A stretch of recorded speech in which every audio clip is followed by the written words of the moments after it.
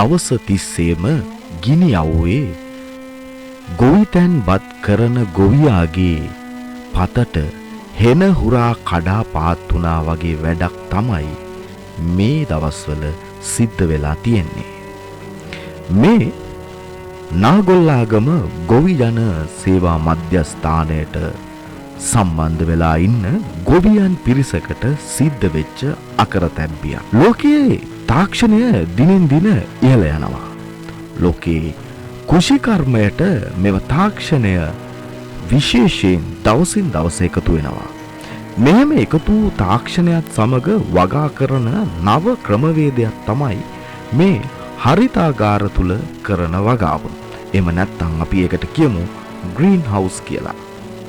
එක පෞද්ගලික ආයතනයක් ගොවි ජන සේවා මධ්‍යස්ථානයත් හා සම්බන්ධව ගොවියන්ට හරිතාගාර සාදා දීමේ ව්‍යාපෘතියකට එළඹෙනවා. මේ ව්‍යාපෘතිය තුල ගොවියාගේ අතින් රුපියල් ලක්ෂ 5කුත් රජය විසින් එක ගොවියෙක් වෙනුවෙන් රුපියල් ලක්ෂ 5කුත් මෙම ආයතනයට ගෙවීමට ගිවිසුම් ගත කරගන්නවා. මෙම ගිවිසුම අනුව මෙම ගොවියන්ට හරිතාගාරය සාදා දෙන්නේ ඊශ්‍රායලයේ තාක්ෂණයක් ඔස්සේ සහ මේ සියලු උපාංග සියලු බඩු ඊශ්‍රායලයෙන් සපයලා තමයි මේ හරිතාගාර හදලා දෙනවා කියලා තියෙන්නේ.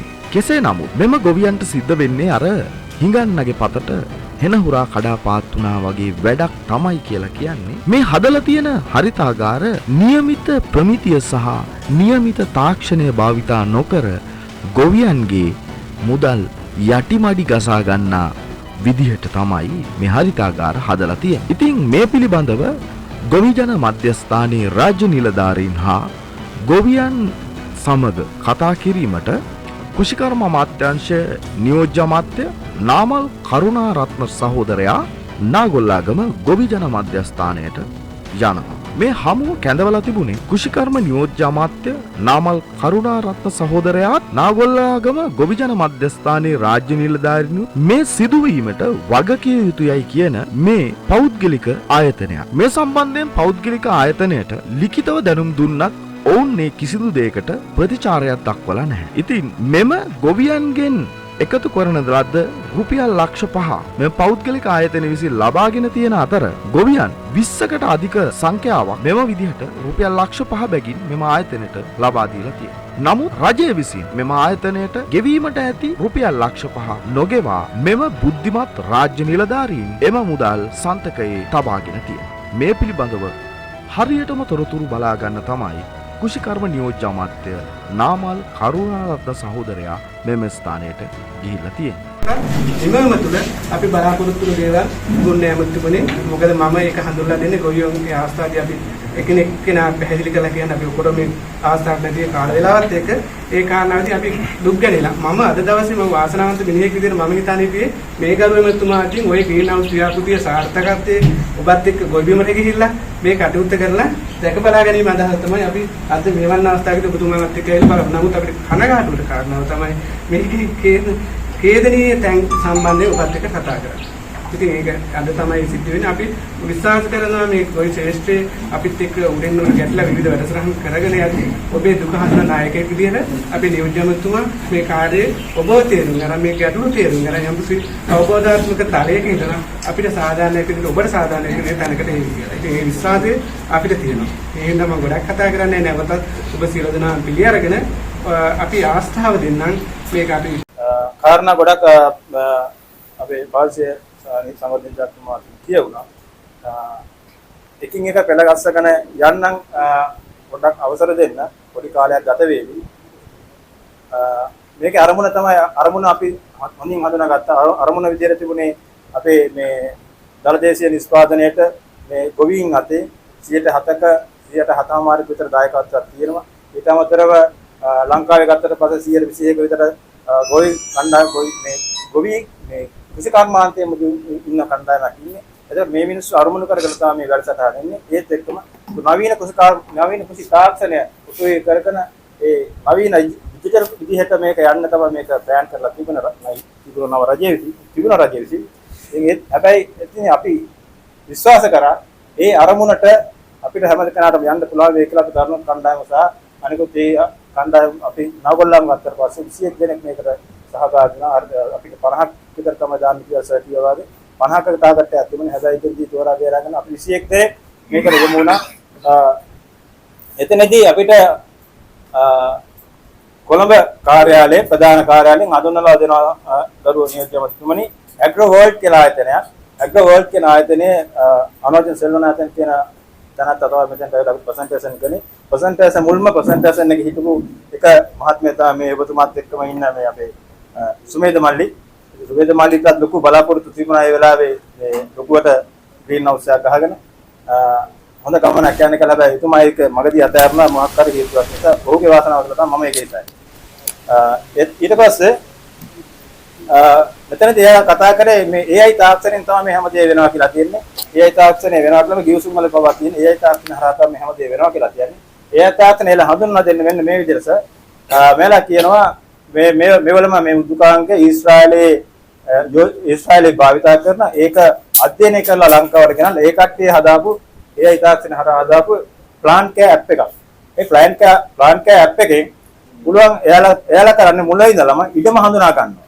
දැන් මගේ වගාවට නම් ඇවිල්ලා මගේ ඉඩම හඳුනා ගන්නවා. ඉඩම හඳුනාගෙන මෙයාලා මේ ෆෝන් එක ඇප් එක අරගෙන අපේ කුපනිස නිලධාරිවරු ලවා මේක ඒකට බලනවා කියනවා. ඉඩම සම්පූර්ණ සර්ච් කරාට පස්සේ එයාලට මේ AI තාක්ෂණය කියන්න පුළුවන් මෙතන තමයි සුසුම් තැන මේ හරිතාගාරයක් ඉදි කරන්න. එතකොට එහෙම කියලා තමයි ඊට පස්සේ කියනවා ඊට අමතරව මේක ඒ වගාවට එතන ඒ භූමියට අදාළ භෝගය එතනදී මෙයාලා පෙන්නනවා කියන්නේ තාක්ෂණ හරහා පෙන්නනවා කියනවා. ඊට පස්සේ ඉදිකිරීම මෙහෙම දුර කතන්දර ටිකක් ඇවිල්ලා කියනවා. ඉදිකිරීම ආවට පස්සේ ඉදිකිරීම කරන තැන සිට ඉදිකිරීම අවසානයේ දක්වා මේ AI තාක්ෂණය හරහා මේ කට්ටිය මොනිටර් කරනවා කියනවා. මොනවා හරි දෝෂයක් આવොත් එහෙම මේ AI තාක්ෂණය හරහා මෙයාලට හඳුනා ගන්න පුළුවන් කියනවා. හැබැයි කනගාටුවට කරන මේ ජමතිතුමනි මේ කට්ටිය ඉදිකිරීම කරලා අපිට බාර දීලා මේ වෙනකනුත් කරනවා මේ ප්ලාන් කැප් එක මේක මෙතන යූස් කරලා සහ ලංකාවේ මේ වෙනකන් ඔබතුමා පොඩ්ඩක් අහලා බලන්න මේ ප්ලාන් කැප් එක අරගෙන එක මිනිසෙක් කරි මේකෙන් මොනවා හරි දත්තයක් ගත්තද කියලා.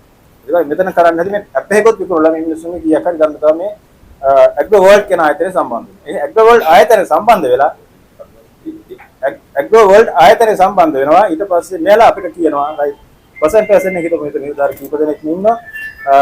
අපි ගුණාර දිස්ත්‍රික් සහකාර කමසාස්තුමා ඔබතුමාත් එතනදී මෙයාලා කියන ඔයාලට ඕනම ආයතනයක් හඳුන්වලා දෙන අපි හඳුන්වලා දෙන හෝ කියන්නේ පොදුජන සේවා දෙපාර්තමේන්තුවෙන් හඳුන්වලා දෙන හෝ ඔබ සොයා ගන්නා යම් සැපුම් කරුවෙකුට මේක බාර දෙන්න.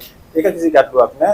අපි කරන්නේ මේ ඇප් එක හරහා ඔයාලට තාක්ෂණය ලබා දෙන එක සහ ඔයාලගේ අස්වනු අපි අරගෙන විදේශ වෙළඳපොළට යොදවන එක කියන. හැබැයි මේ වෙනකම් මේ ඇග්‍රෝ වර්ල්ඩ් කියන ආයතනයට එක තක්කාලි ගෙඩියක්වත් රට යවා ගන්න බැරි වෙලා තියෙනවා. ඒකට මේ කරලා තියෙන බොරුවක් අපිට.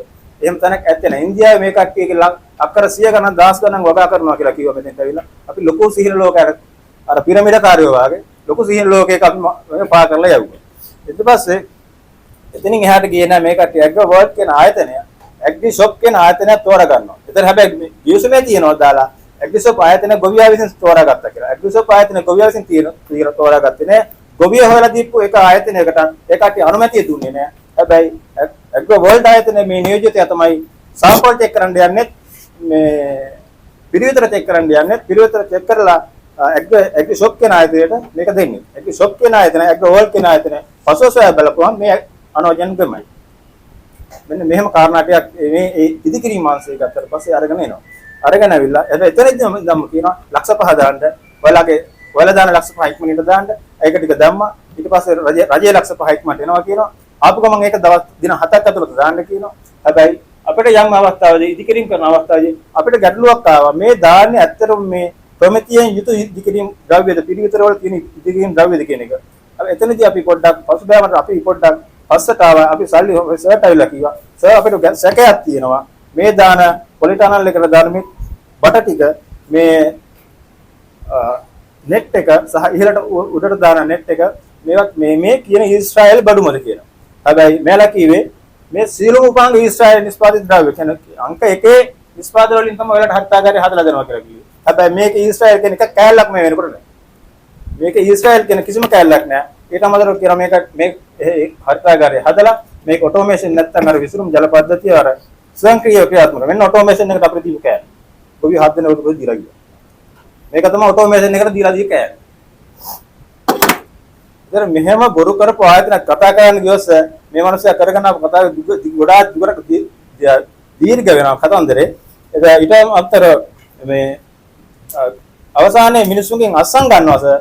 ඊශ්‍රායල නිෂ්පාදිත මේ හර්තාගාර බාර දෙන ලේඛනය මේ අසහනක් ගන්නවා මේ සියලුම ගොවි 21 දෙනාගෙන්ම සියලුම මේ අමුද්‍රව්‍ය යොදවලා තියෙන්නේ ඊශ්‍රායලයේ ඒ වගේ කියලා අවසාන ගොවීන්ගෙන් අසහනක් ගන්නවා. මේ තියෙන හේතු ඊශ්‍රායලයේ නිෂ්පාදිත ද්‍රව්‍ය වලින් කියලා තමයි මෙයාලා අපෙන් අවසානට අසහන ගන්න. ඉතින් මේ විදිහට හැබැයි එතනින් එහාට කිසිම පිළිතුරක් අපිට එන්නේ නැහැ. එතනින් එහාට කිසිම පිළිතුරක් අපිට එන්නේ නැහැ. ඊට පස්සේ එහෙම දිගින් දිගටම අවුරුදු එකහමාරකට විතර ආසන්න කාලයක් මේ විදිහට ලියුම් ගන්න දෙනු ටික අපි කොළඹට යවනවා කොළඹින් උත්තර නැහැ. නැවත කොළඹට යවනවා කොළඹින් උත්තර නැහැ. අවසානයේ තමයි ඔබතුමාලගේ මේ නව රජය පත් වුණාට පස්සේ නැවත ලියුමක් යොමු කරනවා මම අපි සියලුම දෙනා කුෂිකර්ම ඇමතිවරයාගේ සිට පහළට එන විදිහට ඒ සියලුම අපි මෙහි යටින් ඉඳලා උඩටත් උඩින් ඉඳලා පහළට ලියුම් දෙකක් යව කොහින් හරි කමන්නේ මේක කාගේ හරි ඇස ගැටේ කියලා. හැබැයි අපේ වාසනාවකට මම හිතන්නේ ඔබතුමාට එදා අපි අතනදිත් කතා කරාට පස්සේ මහවදිත් කතා සම්බන්ධීකරණ කාර්යාලය කතා කරාට පස්සේ ඔබතුමා ගැන අපි සතුටු වෙනවා. මොකද මේ වගේ අවස්ථාවක් හරි මේ ගොවියන් වෙනුවෙන් අපි කතා කරන අවස්ථාවල බදුණු ගැන. හැබැයි කනගාටුවක් තියෙනවා.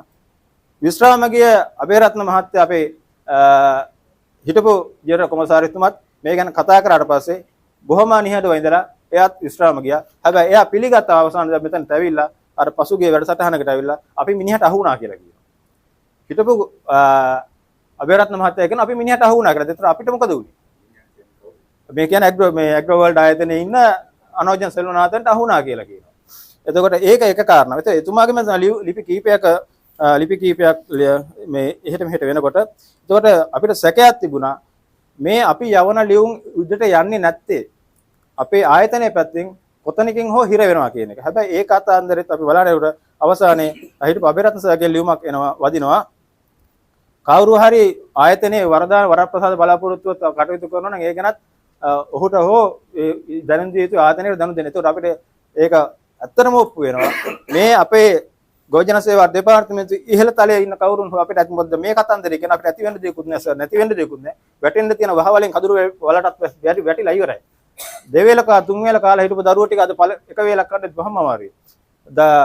මොනවා හරි ගෙදර දායක් කරගෙන ජීවත් වෙච්ච මිනිස්සු දැන් කුලී වැඩට යන්න වෙලා තියෙනවා මේ හර්තාගාරය හදාපු එකේ.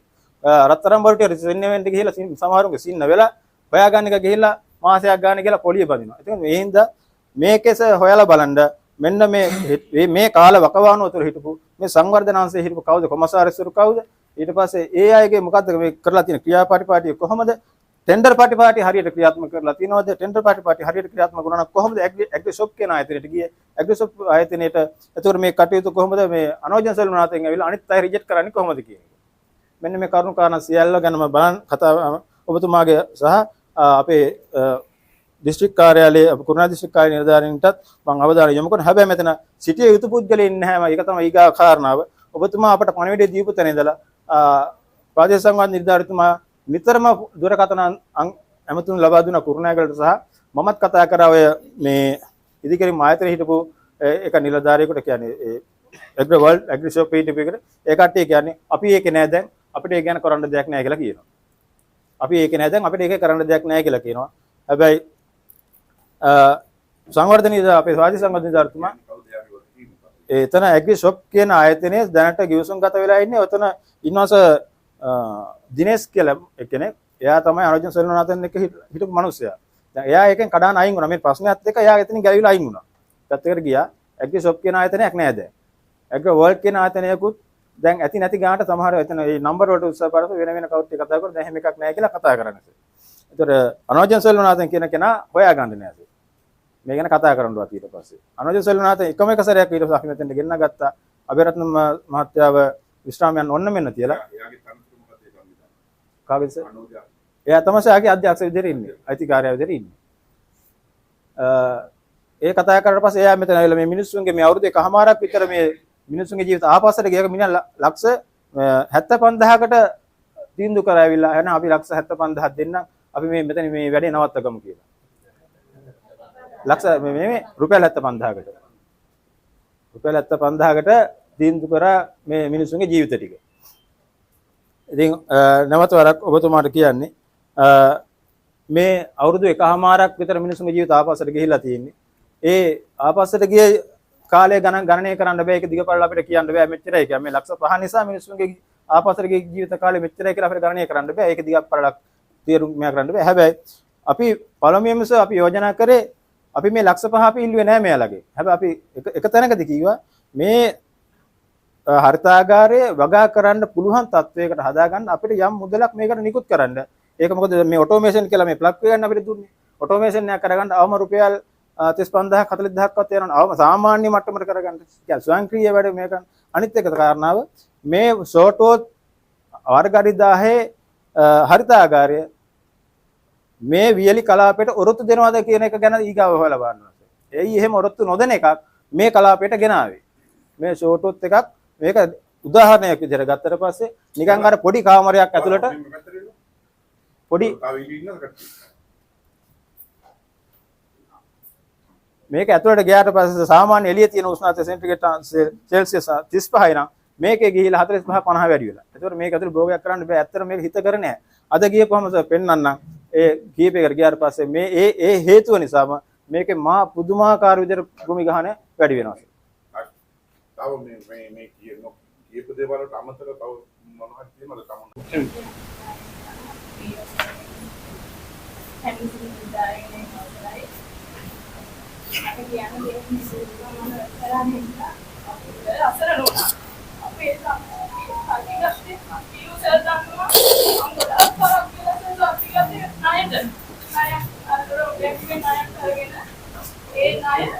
ඒවා ගන්න බැරුව දැන් පුදුම මාර්ගෙන් මම බබා 14 දෙනෙක් ඉන්නේ බබා 14 දෙනා ඉස්කෝලේ වැඩ ඉන්නේ හැමදේම කරන්න ඕනේ මම අක්කත් එක්ක වස්තක් වවනවා ඒ අය සර් පොලිටිකල් කමිස් ඒගොල්ලන් දන්නවා අක්කත් එක්ක වස්තක් වවනවා සේවකයෝ 4 දෙනෙක් හිටියා දැන් එක්කෙනෙක් නෑ මාගේ වස්තම කැලේ වැහිලා ඒක කරගන්න අමාරුයි ඒ සල්ලි අපිට නැවත ලැබෙනවා නම් අපිට ලොකු හයියක් වෙයි අපි ඒ සල්ලි මේ green house එක හදන්න අපි ඒ ඉඩ කොටස ගන්න අපි මම කඩුගස් 3ක් එක්කුවා විශාල කඩුගස් 3ක්.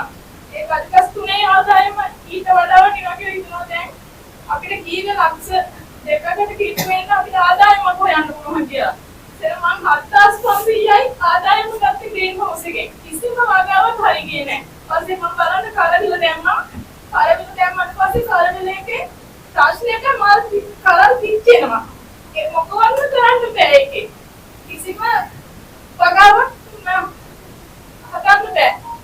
ඉතින් අපි ඉන්නන්නේ අපේ ඉන්නවා මේ ගයන්න අය කවදාවත්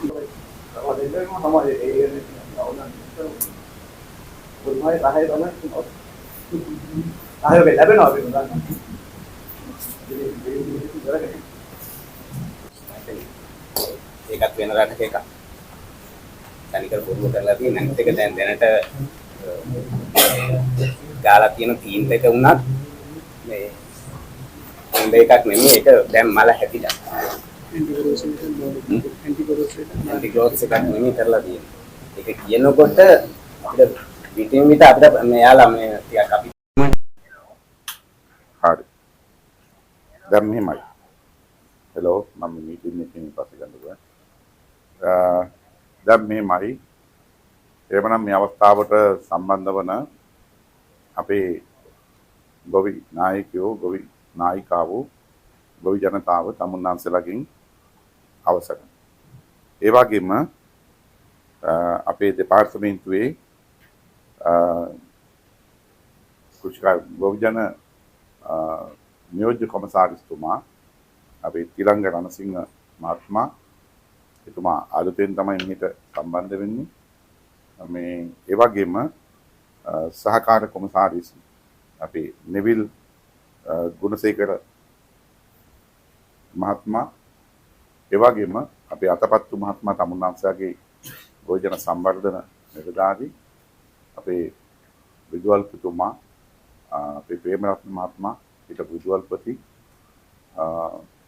සුමේද අතුළු මේ අවස්ථාවට සම්බන්ධ වන තමුන්නාන්සලා සියලු දෙනාගෙන්මත් අපේ ගොවිජන සේවා මධ්‍යස්ථානයේ වැඩ කරන සියලුම ආයතනයේ වැඩ කරන නිලධාරී මහත්මීන්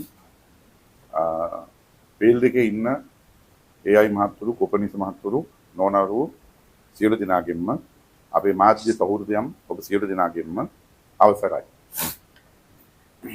දැන් මෙහෙමයි. දැන් මේකට අදාළ කාරණේ අපි ඒක කියන්නම්.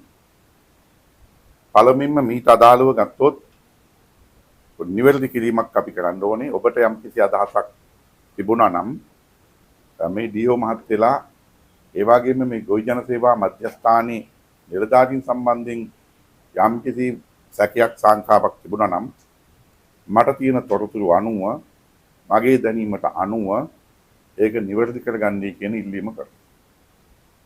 විශේෂයෙන්ම දැන් ඔය ආයතනයේ ඒ කොන්ත්‍රාත් ආයතනයේ ගෙවිය යුතු මුදල ගෙවලා නැහැ. ඒ මුදල් තියෙනවා. ඒ මුදල් ගෙවලා තිබ්බනම් තමයි මේ අය වග උත්තරකරුවෝ වෙන්නේ. පැහැදිලි. එතකොට මේ හිටපු අපේ කොමසාරිස් තුමියා දැන් ආද මේ නැතත් මතක් කරන්න ඕනි. එතකොට අපේ මේ නිලධාරීන් ඒකට මේ දිස්ත්‍රික්කය තුල අනුමැතියක් දීලා නැහැ. එහෙමනම් ඒ සල්ලි නිදාස් කරලා තිබ්බනම් තමයි අපි මේ පැත්තට ඇඟිල්ල දික් කරන්න ඕනේ. සල්ලි දීලා නැහැ සතපක්වත්. ඒ වගේම තමයි ඒ සල්ලි ආයට දෙන්නෙත් නැහැ. දෙන්නෙත් නැහැ. අපි මෙතන එනකොටත් අපි කොළඹට කතා කරලා ආවේ ඒ සත පහක්වත් නිදාස් කරන්න එපා කියන උපදේශ දීලා තියෙනවා. එතකොට ඒගොල්ලෝ මේනකොට කොන්දේසි කර කරලා තියෙනවා. මේට අදාළව ගහපු ගිවිසුම් කඩ කරලා තියෙනවා. දැන් තමුන්නාන්සලත් එක්ක ගහපු ගිවිසුම් තියෙනවා. ඒ ගිවිසුම් එන්න දැක්කේ දැන් අපේ සම්පකාරී අධ්‍යක්ෂතුමා පාඨශාලාචාර්ය අපේ සේන ඔරෙන්මයි ලවර්ලා ඉන්නවනේ විජයලතාලගේ. එතකොට ඒ ගිවිසුම් ඔක්කොම කඩ කරලා තියෙනවා. එහෙමනම් දැන් තමුන්නාන්සලත් එක්ක අප එකඟතාවයන් ඒවත් කඩලා තියෙනවා. එතකොට ඒ අයට අද මෙතෙන්ද සහභාගී වෙන්න කියලා අපි නිලධාරීන්ගේ මට්ටමින් ලිඛිතව දැනුම් දීමකුත් කරලා තියෙනවා. දැන් ඒ ලියුම් තියෙනවා මෙතන.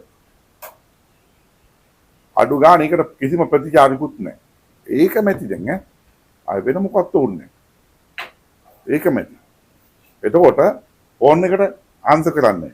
එහෙමනේ. ෆෝන් එකට ආන්සර් කරන්නේ. එතකොට මෙහෙම තැනකට අවිල්ලා තියෙනවා. එහෙනම් මෙන්න මේ තත්ත්වයන් එක්ක ඉතා පැහැදිලි මේ එකඟතාවයන් කඩලා තියෙනවා, කොන්දේසි කඩලා තියෙනවා. ඒ පරිසරයත් එක්ක අපිට දැන් මේක මෙතන එකපාරට දැන් කියන්න බෑ. ඒ සම්බන්ධයෙන් අපි අමාත්‍යාංශ මට්ටමින් තීන්දුවක් ගන්න ඕනේ. ගහලා තියෙන ගිවිසුම මොකද්ද? ඒ ගිවිසුමේ කොන්දේසි කඩලා තියෙන්නේ කොයි විදියටද? මොන විදියටද මේගොල්ලෝ මේ රූල්ස් වලින් පිට පැනලා තියෙන්නේ? නිර්ණායක වලින් පිට පැනලා තියෙන්නේ. ඒතකොට ඒවත් එක්ක අපිට තීන්දුවක් ගන්න පුළුවන්. ඊට පස්සේ අපි ගන්න තීන්දුව සම්බන්ධයෙන් එයාලට මොනවා හරි ගැටලුවක් තියෙනවා නම් එයාලට පුළුවන් එයාලට නීති අනුකූලව කටයුතු කරන්න. ඒක අපිට ප්‍රශ්නයක් නැහැ. එවන ඔන්න ඔය தත්ත්වය තුල ඒ තීන්දුව අපි ගන්නවා. ඒක ඍජු තීන්දුවක්. ඒ තීන්දුව ගන්න.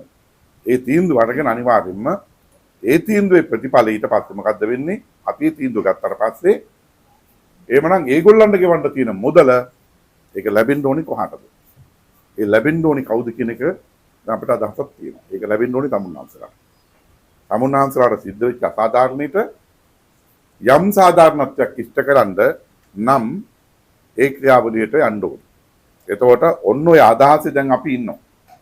එතකොට අපි දැන් මෙතෙන් ඇවිල්ලත් ඇත්තටම අපි අර ඔෆිස් කාමරේ මේ චෝටි සාකච්ඡාවක් කරගත්තා. අපි එතනදී කොළඹට කතා කළා. ඊට පස්සේ කතා කරලත් අපි අදහස තමයි අන්න ඒක. එතකොට එවනම් ඔන්න ඕකත් එක්ක ලක්ෂ 110ක් දැනට තියෙනවා, මුදල් තියෙනවා, ඒගොල්ලන්ගේ ගෙවන්න තියෙන ඒවා ගෙවන්නේ නැහැ. එතකොට දැන් මේකේ 21 දෙනෙක් ඉන්නවා මේකේ අගතියටපත් වෙච්ච අය. එතකොට එහෙමනම් ඒ මුදල් ලැබෙන්න ඕනේ ඒ අයට. දැන් අපි ඉන්නේ අදහස ඉන්නේ. එයාට තමයි මුදල් ලැබෙන්න ඕනේ. ඒක තීන්දුවක් විදිහට මට දැන් ප්‍රකාශ කරන්න බෑ. ඔය නිල වශයෙන් මේ තීන්දුවක් අපි ගන්න ඕනේ. හැබැයි තීන්දුව ගන්නවයි කියන තැන තමයි අපි ඉන්නේ. එනොන්න ওই තත්ත්වය තුළ ඒ විදිහට අපි මේක බේරගමු. ඊට පස්සේ අනිත් එක තමයි දැන් මේක ඇතුලේ තමුන්නාන්සලා යම්කිසි පීඩනයකටපත් වෙලා තියෙනවා. දැන් ඒතකොට මේ සහෝදරි කතා කරනකොට ඇස්වල කඳුළු ආවා.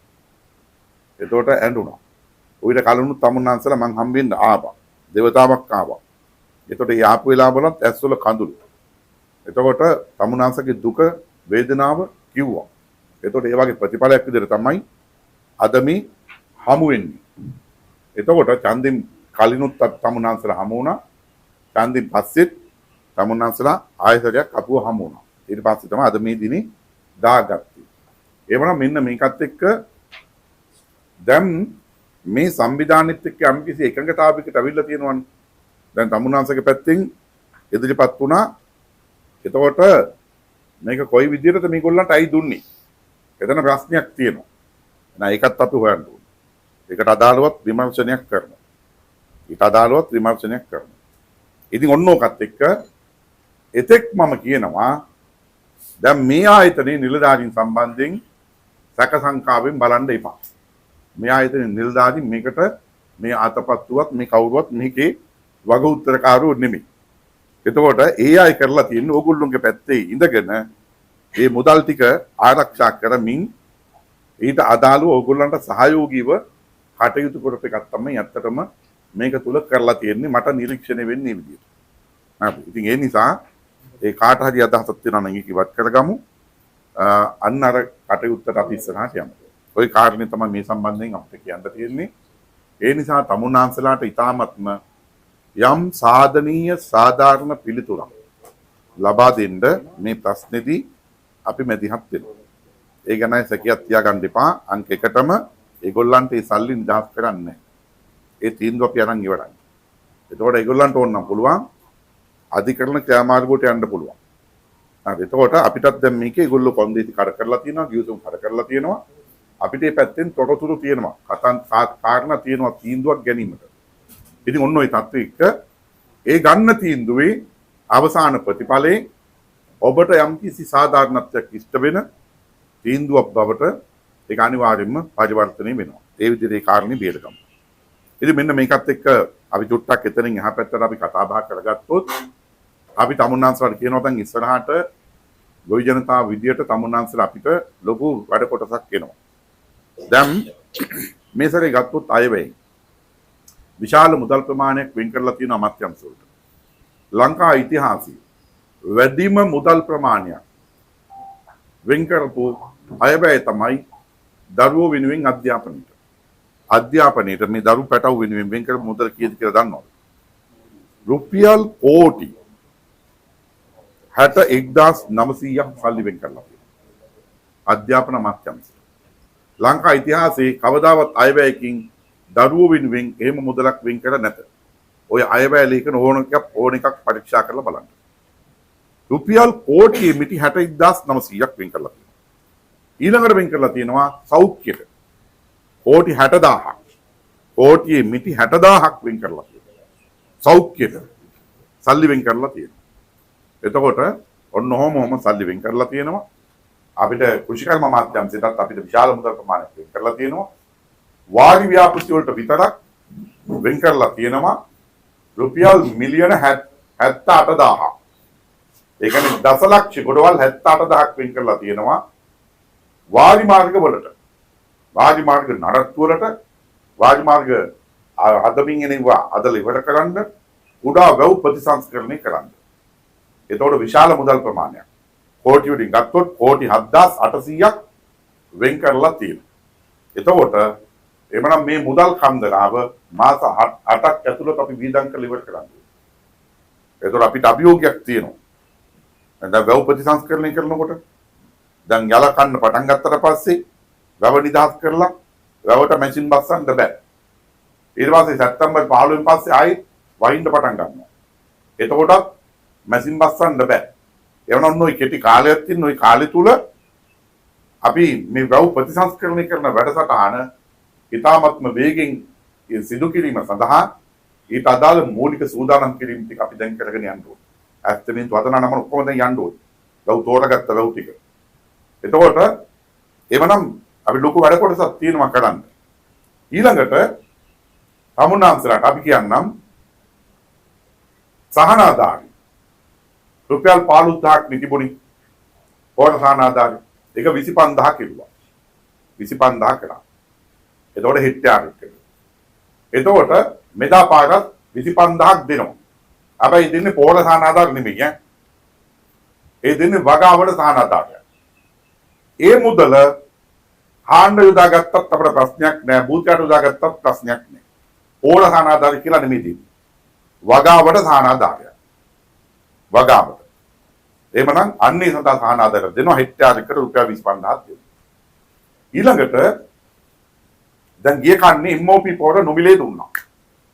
දැන් පොල් වගා කරන ගොවින්ට අක්‍ර 5ට වඩා අඩු ගොවින්ට පොල් පොර නොමිලේ දෙනවා.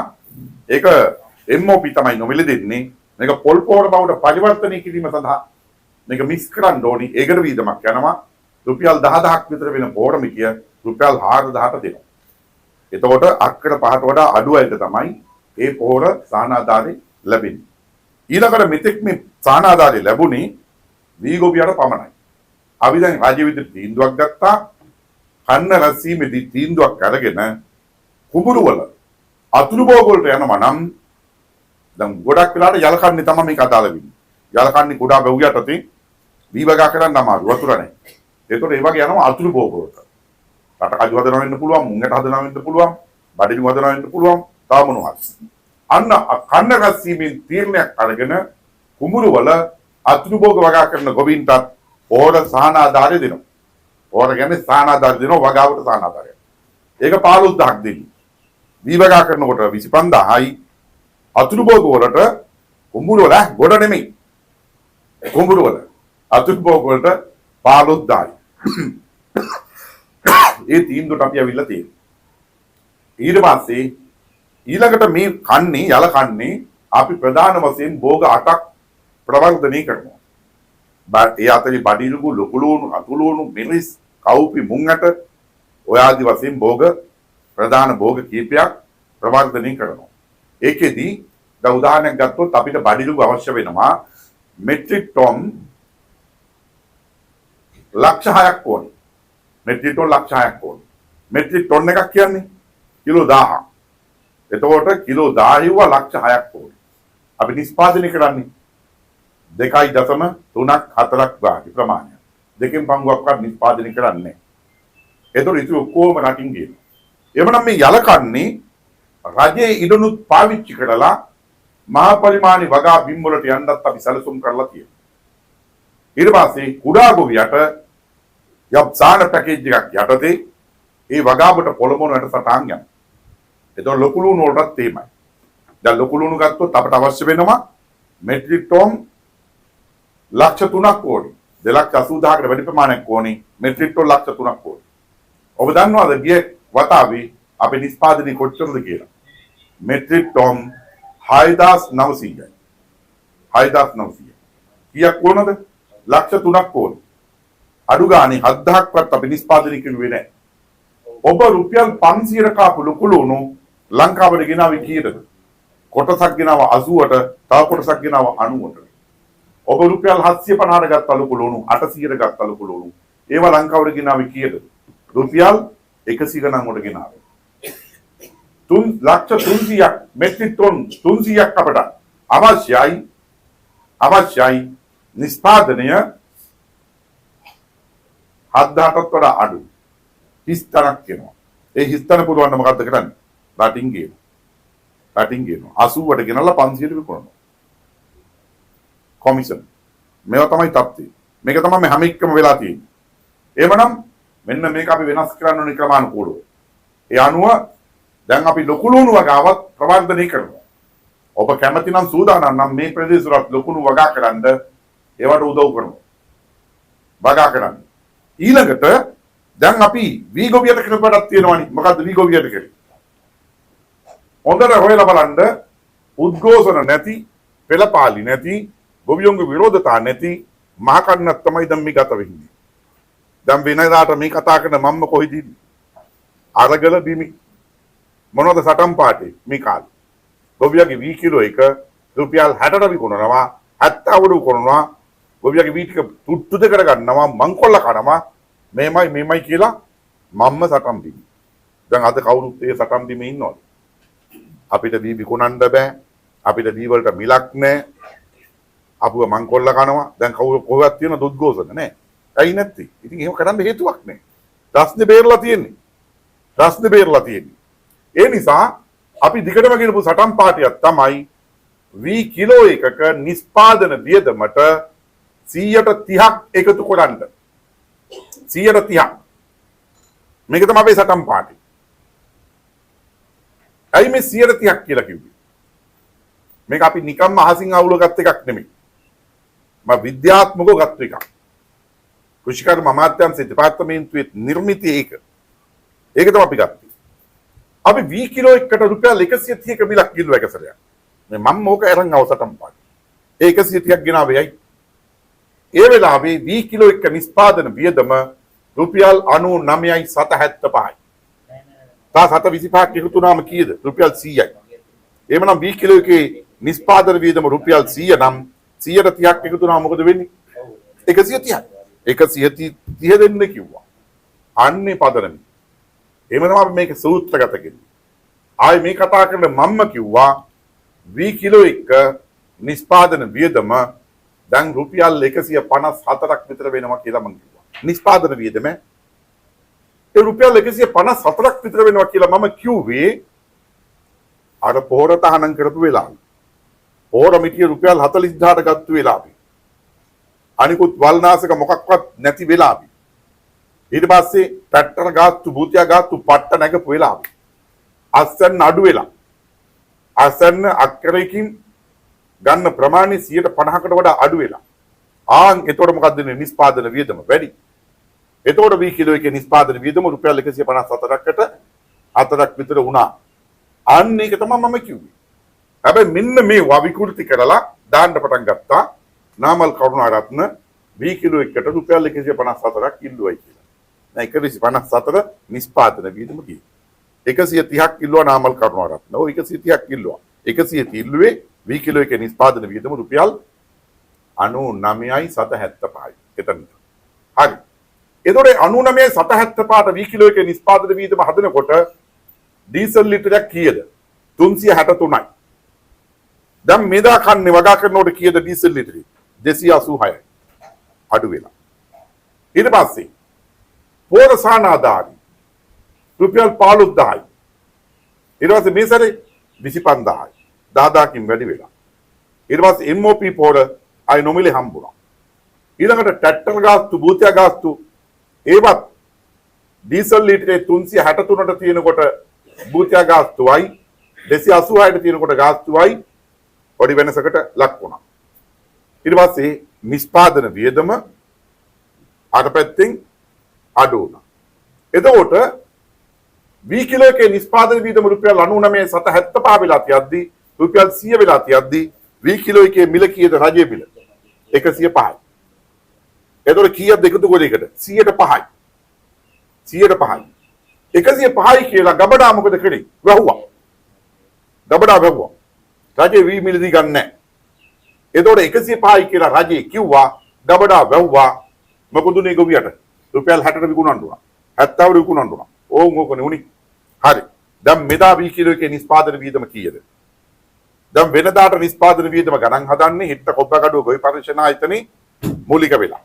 දැන් මෙදා පාර වී කිලෝ එකේ නිෂ්පාදන වියදම ගණන් හදන්න රජයේ ආයතන 5ක් එකතු වුණා. රජයේ ආයතන 5ක් එකතු වුණා. මේ පහම එකතු වෙලා නිෂ්පාදන වියදම ගණන් හැදුවා. ඊට පස්සේ ජ්‍යෙෂ්ඨ මහාචාර්ය බුද්ධිමාරපි එතුමා මේ කෘෂි ක්ෂේත්‍රයේ ඉන්න මහාචාර්යවරි එතුමන්ලා නිෂ්පාදන වියදම ගණන් හැදුවා. එතුමන්ලා ගණන් හදපු එකත් එළියට කිව්වා මාධ්‍යයට කිව්වා.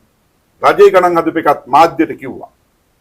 මහාචාර්ය බුද්ධිමාරපි මහාචාර්යතුමාලා හදපු නිෂ්පාදන වියදමයි රජයේ නිෂ්පාදන වියදම අතර වෙනසක් නැහැ.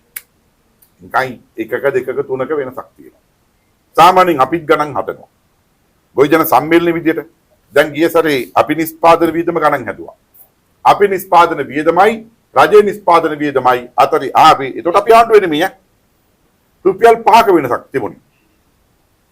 රජයේ නිෂ්පාදන වියදමයි අපේ නිෂ්පාදන වියදමයි අතරේ තිබුණේ රුපියල් 5ක වෙනසක්. ඒක ලොකු පරාසයක් නෑ නෙමෙයි.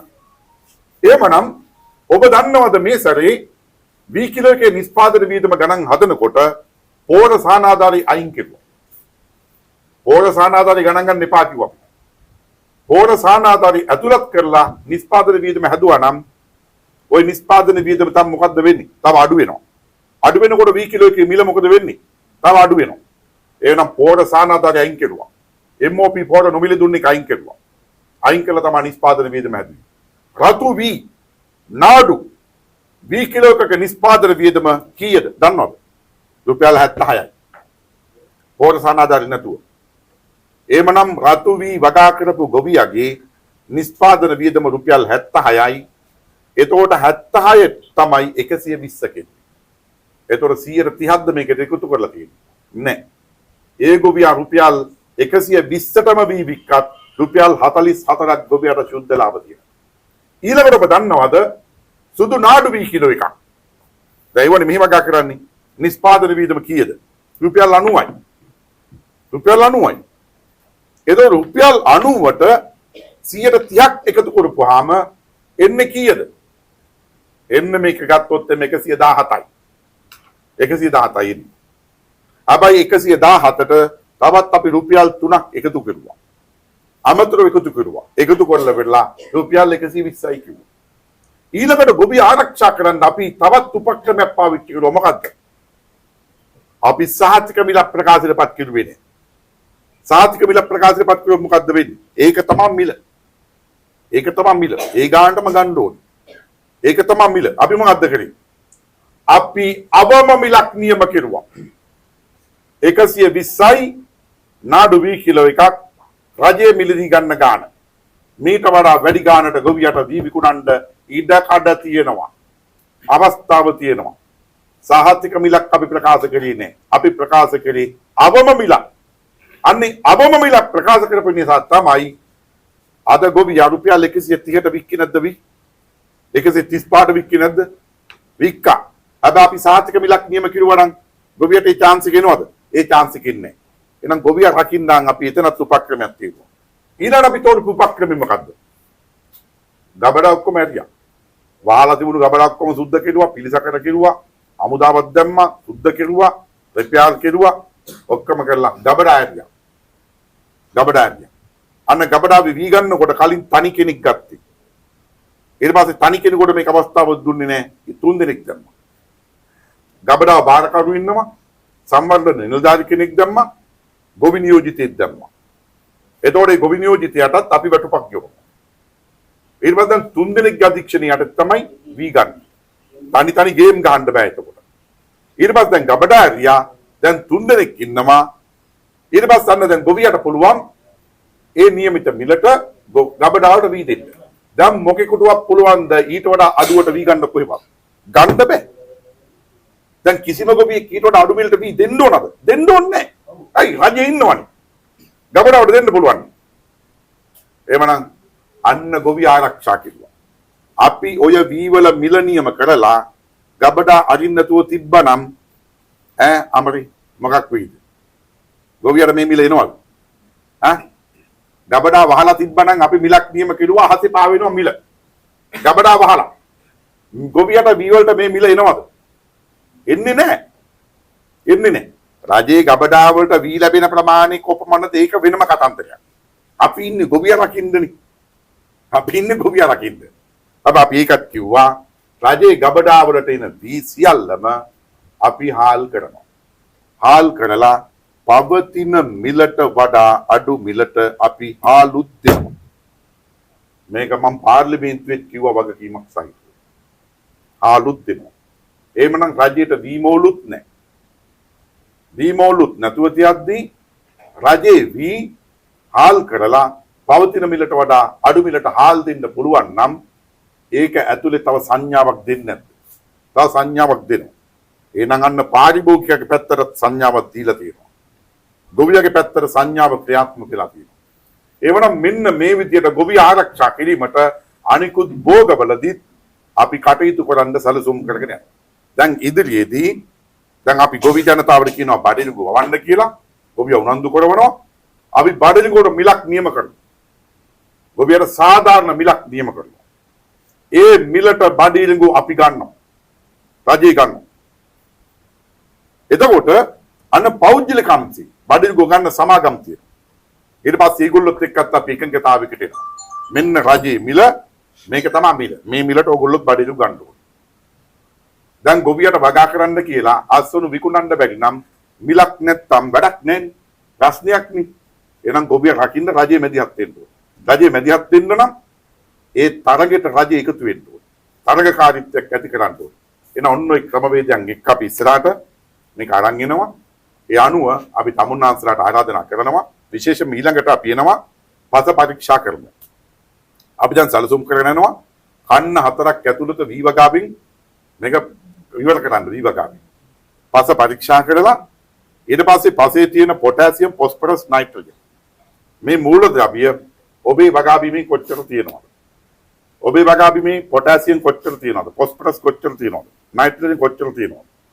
ඔබ වගා කරන භෝගයට මේවා කොච්චර ඕනද? කොච්චර හිගද?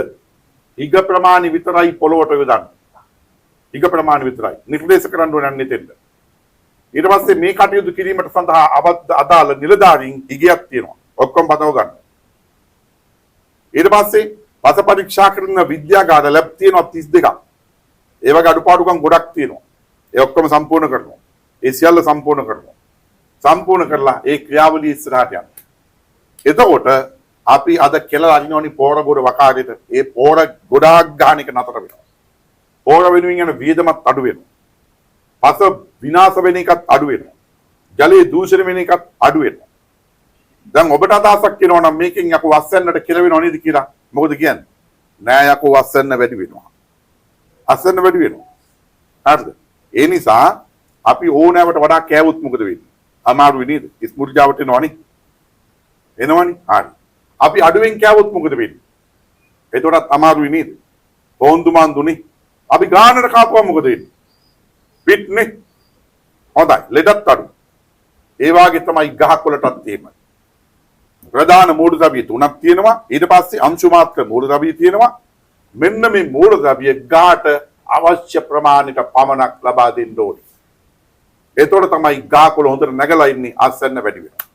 ඊළඟට තාක්ෂණිකව අපි යන්න ඕනේ වගාවට. තාක්ෂණිකව යන්න ඕනේ. අර කොක්කනේ එල්ලගෙන කරේ එල්ලගෙන තෙල් ගහන සංස්කෘතිය අපි වෙනස් කරන්න ඕනේ. දෝන තාක්ෂණයට යන්න ඕනේ. එතෙන් යන්න ඕනේ. අට සිටුවන එක, පැල සිටුවන එක මේ ඔක්කොම යන්ත්‍රානුසාරයෙන් සිද්ධ වෙන්න ඕනේ.